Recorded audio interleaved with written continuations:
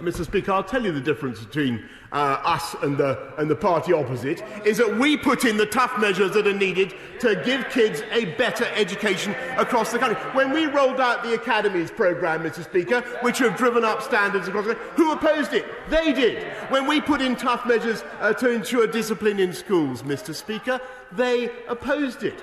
At the last election, Mr. Speaker, they even campaigned to get rid of Ofsted, which is so vital. But they did. He stood on a manifesto to get rid of Ofsted. Will he now say that he not only supports our tuition programme, but he supports our radical programme to support teachers with better training? £400 million we're now putting in, not only a starting salary for teachers of £30,000, which we've introduced, but another £400 million to support better training for teachers. That's what we're backing in our party. They are serious, costed reforms and are based on evidence, unlike anything he's producing. Just a moment. We'll have a little less shouting from the side. Just to remind the Prime Minister, his Prime Minister's questions, it isn't about the agenda of last general election. Keir Starmer. The Prime Minister, Ofsted, was not the question. I'm not interested in what they put on the agenda. I'm more interested in you answering the question. Keir Starmer. Mr. Speaker, let me take this very slowly for the Prime Minister. The Collins review commissioned by the government was very clear. If the Collins proposed action is not taken, the attainment gap will rise between 10 and 24%. That was on a slide shown to the Prime Minister last week.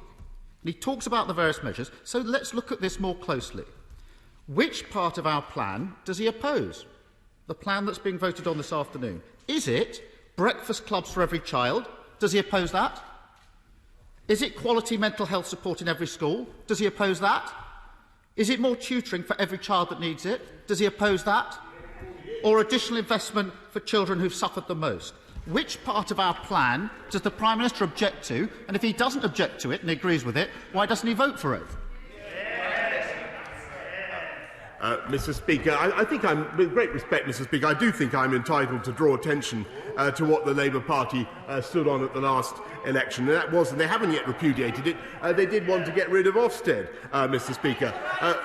But I will tell the right honourable gentleman that if he is now saying that he supports our tutoring programme, and that's what I think I understood from him just now, then that is a good thing, because hitherto what has happened is that the kids of well-off parents, thanks to their hard work, have been able to rely on private tutoring. What the government is now doing is coming in on the side of all the other kids who don't get access to that. 6 million kids, 6 million children, Mr. Speaker, 6 million children will have access to tuition thanks to this programme. It is a fantastic thing. It is a revolution in education for this country. If he's now saying that he supports it, Mr. Speaker, then that's a good thing, though I've learnt in the course of the last year that his support can sometimes be evanescent, Mr. Speaker.